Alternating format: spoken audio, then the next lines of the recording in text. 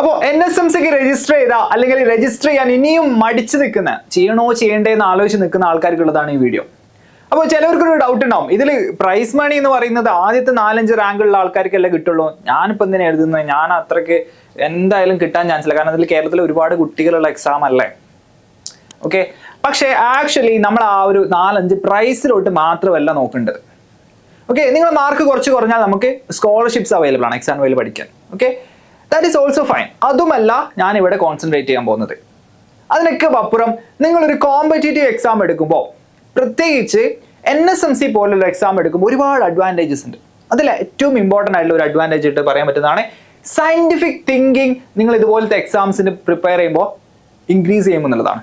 എന്താണ് scientific thinking എന്ന് പറഞ്ഞാൽ, നമ്മൾ റോട്ട് മെമ്മറൈസേഷൻ അല്ലെങ്കിൽ ഇങ്ങനെ ഇക്വേഷൻസ് കാണാതെ പഠിക്കുക, ബയോളജി ആണെങ്കിൽ ഓരോ ടേംസ് കാണാതെ പഠിക്കുക, ഇതിനൊക്കെ അപ്പുറം കോൺസെപ്ഷ്യൽ ലേണിങ്ങിലോട്ട് നമ്മളെ ഇത്തരം കോമ്പറ്റേറ്റീവ് എക്സാം ലീഡ് ചെയ്യും. ഓക്കെ, അപ്പോൾ ഇത്തരം എക്സാമിന് പ്രിപ്പയർ ചെയ്യുമ്പോൾ അതിന്റെ പ്രോബ്ലംസ്, പ്രാക്ടീസ് ക്വസ്റ്റ്യൻസ് ഒക്കെ ചെയ്യുമ്പോൾ താനെ ഇത് ഡെവലപ്പ് ചെയ്യും. കുറെ ആൾക്കാരുടെ ഡൗട്ടാണ് ഇത് എങ്ങനെയാണ് ഡെവലപ്പ് ചെയ്യുക. അത് ഇങ്ങനത്തെ ക്വസ്റ്റ്യൻസ്, നല്ല ക്വസ്റ്റ്യൻസ് ചെയ്തു വരുമ്പോഴാണ് നമ്മളെ ഇന്റലിജൻസിനെ ചലഞ്ച് ചെയ്യുന്നത്. ഓക്കെ, അങ്ങനെ ചലഞ്ച് ചെയ്യാത്തിടത്തോളം കാലം, അല്ലെങ്കിൽ സ്കൂളിലെ ബോർഡ് എക്സാമിന് റോട്ട് മെമ്മറൈസേഷൻ ചെയ്തിട്ട് മാർക്ക് കിട്ടുന്നിടത്തോളം കാലം നമ്മളെ ഇന്റലിജന്റിനെ എന്ത് ചെയ്യാണ്, അണ്ടർ റേറ്റ് ചെയ്യാണ്. അപ്പൊ അത് ആ കാലം എന്ത് ചെയ്യില്ല, അത് വികസിക്കൂല, അത് കാലാകാലം റോട്ട് മെമ്മറൈസേഷനിലോട്ട് പോയിക്കൊണ്ടിരിക്കും. അപ്പോൾ അത് മാറ്റണമെന്നുണ്ടെങ്കിൽ സയന്റിഫിക് തിങ്കിങ് നമ്മൾ ഇൻക്രീസ് ചെയ്യിക്കണം. ഓക്കെ, കോൺസെപ്ഷ്യൽ ലേണിങ്ങിലോട്ട് നമ്മൾ പോകണം. അതിന് പ്രിപ്പയർ ചെയ്യാൻ അല്ലെങ്കിൽ അതിന് നമ്മൾ റെഡിയാക്കാൻ ഇത്തരം എക്സാംസുകൾ നമ്മൾ എന്ത് ചെയ്യും, റെഡിയാക്കും. Curiosity, observation, logic, evidence. Okay, അപ്പോൾ ഇതൊക്കെ കേൾക്കുമ്പോൾ എന്തൊക്കെയോ വാക്കുകൾ പോലെ തോന്നും. പക്ഷേ നിങ്ങളൊന്ന് ആലോചിച്ച് നോക്കുക, നിങ്ങളൊരു പ്രോബ്ലം കിട്ടി, ഫിസിക്സിലും കെമിസ്ട്രിയിലും മാത്സിലൊക്കെ ഒരു പ്രോബ്ലം കിട്ടി, സ്കൂളുകളിലെ ഒരു എക്സാമിനപ്പുറം കുറച്ചും കൂടി ചിന്തിക്കേണ്ടതായിട്ട് നിങ്ങൾക്ക് വരും. ഫിസിക്സിലൊക്കെ ആണെങ്കിൽ നിങ്ങൾക്ക് കുറച്ചും കൂടി ലോജിക് അപ്ലൈ ചെയ്യേണ്ടതായിട്ട് വരും. സ്കൂളിലെ ക്വസ്റ്റ്യൻ പേപ്പറൊക്കെ എടുക്കുകയാണെങ്കിൽ ഡയറക്റ്റ് V=U+AT, UAT ഈ 3 സാധനങ്ങളും തരും സ്കൂളിൽ. എന്നിട്ട് V കണ്ടുപിടിക്കാനാണ് ചോദിക്കുക.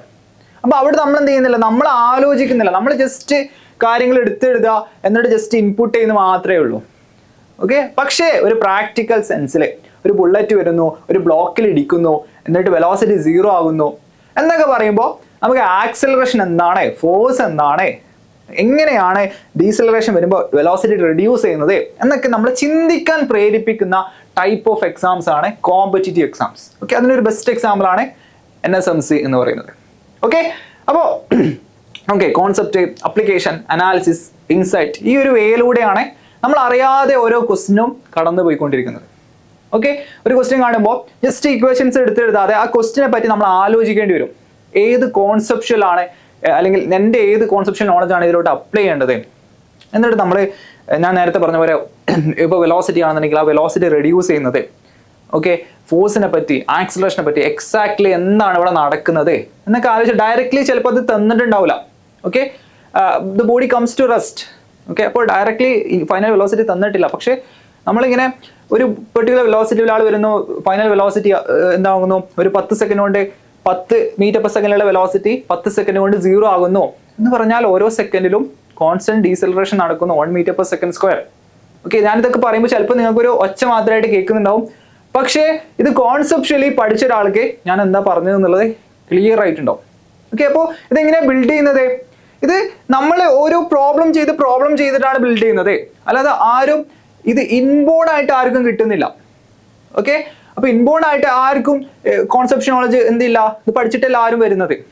ഓക്കെ, പിന്നീട് നമ്മുടെ ഇന്റലിജൻസിനെ അണ്ടർ റേറ്റ് ചെയ്ത് ഇക്വേഷൻസ് മെമ്മറൈസ് ചെയ്യുമ്പോൾ അല്ലെങ്കിൽ റോട്ട് മെമ്മറൈസേഷൻ നടത്തുമ്പോഴാണ് പിന്നീട് പഠിത്തം ബുദ്ധിമുട്ടാവുന്നത്, സയന്റിഫിക് തിങ്കിങ് നമ്മൾ എന്ത് ചെയ്യാത്തത്, ഡെവലപ്പ് ചെയ്യാത്തത്. അപ്പോൾ ഞാൻ പറഞ്ഞു വന്നത് every question makes you think എന്നുള്ളതാണ്.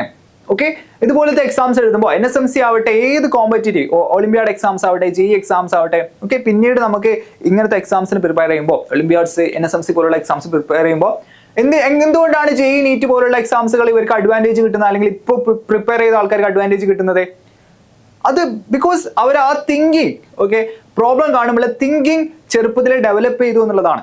ഓക്കെ, അപ്പോൾ അത് നമ്മൾ താനെ ഇത്തരം എക്സാംസുകൾക്ക് പ്രിപ്പയർ ചെയ്യുമ്പോൾ ഇതിൻ്റെ യൂട്യൂബ് വീഡിയോസ് ഒക്കെ കാണുമ്പോൾ നമ്മുടെ താനെ തിങ്കിങ് പ്രോസസ്സ് അല്ലെങ്കിൽ നമ്മുടെ ഒരു തോട്ട് പ്രോസസ്സ് ഇമ്പ്രൂവ് ചെയ്യുമെന്നുള്ളതാണ്. ഓക്കെ, അപ്പോൾ എല്ലാവരും പോസിറ്റീവായിട്ട് കാണാൻ, എക്സാം ചിലപ്പോൾ ടഫായിട്ട് ഉണ്ടാകും. അപ്പോൾ ആ ഒരു കാര്യങ്ങളൊക്കെ പ്രാക്ടീസ് ചെയ്ത് നമ്മൾ ഡെവലപ്പ് ആകാം. ഓക്കെ, ഇപ്പൊ ചിലപ്പോൾ നിങ്ങൾക്ക് NSMC ടഫ് ആയേക്കാം. ഓക്കെ, ചിലപ്പോൾ കുറച്ച് മാർക്ക് കുറഞ്ഞേക്കാം. സ്റ്റിൽ നമ്മളത് അറ്റൻഡ് ചെയ്തു, അതിന് പ്രിപ്പയർ ചെയ്തുകൊണ്ടുള്ള ഒരു അഡ്വാൻറ്റേജ് അത് പിന്നീട് കിട്ടും. ഓക്കെ, അത് ഇപ്പോൾ ചിലപ്പോൾ പ്രൈസ് കിട്ടിക്കോണമെന്നില്ല, അല്ലെങ്കിൽ ചിലപ്പോൾ നല്ല റാങ്ക് കിട്ടിക്കോണമെന്നില്ല. It doesn't matter. ഓക്കെ, അത് കിട്ടിയാൽ ബെസ്റ്റ്. ഓക്കെ, അപ്പോൾ നിങ്ങൾ ചെയ്യുന്നത് കണ്ടിന്യൂ ചെയ്യാം. നിങ്ങൾ നല്ല റാങ്ക് ഇടുന്നുണ്ടെങ്കിൽ. ഇല്ലാന്നുണ്ടെങ്കിൽ നിങ്ങൾ എന്ത് ചെയ്യുക, നമ്മൾ ബെറ്റർ ആക്കണം എന്ന് മാത്രമാണ് അതിനർത്ഥം. ഓക്കെ, അപ്പോഴാണ് നമുക്ക് റിയലൈസേഷൻ വരുന്നത്, അല്ലെങ്കിൽ നമ്മൾ മനസ്സിലാക്കുന്നത് നമ്മൾ പഠിക്കുന്നതിൽ പ്രശ്നങ്ങൾ ഉണ്ടെന്നേ അപ്പോഴാണ് മനസ്സിലാക്കുന്നത്. സ്കൂളുകളിൽ എപ്പോഴും നല്ല മാർക്ക് കിട്ടിയാലേ നമ്മൾ വിചാരിക്കും നമ്മൾ അടിപൊളിയാണെന്ന്. അങ്ങനെയല്ല, നമ്മൾ തെറ്റുകൾ വരുത്തുമ്പോഴാണ് നമ്മൾ പഠിക്കുന്നതിൽ പ്രശ്നങ്ങളുണ്ടെന്ന് മനസ്സിലാക്കുന്നത്, നമ്മൾ കണ്ടിന്യൂസ് ആയിട്ട് ഇമ്പ്രൂവ് ചെയ്യുന്നത്. അപ്പോൾ ഇപ്പോൾ കുറച്ച് മാർക്ക് കുറഞ്ഞാലും ഇമ്പ്രൂവ് ചെയ്ത് JEE NEET പോലുള്ള എക്സാംസിൽ നമുക്ക് നല്ല മാർക്ക് വാങ്ങാം. ഇനി JEE NEET ഒന്നും വേണ്ട, നമുക്ക് +2 ലെവലിൽ എന്താണ് ബോർഡ് എക്സാമിന് മാർക്ക് വേണമെന്നുണ്ടെങ്കിൽ തന്നെ എക്സാംസുകൾ ടഫ് ആകുമ്പോൾ എന്താണ് നമ്മൾ കുലുങ്ങൂല എന്നുള്ളതാണ്.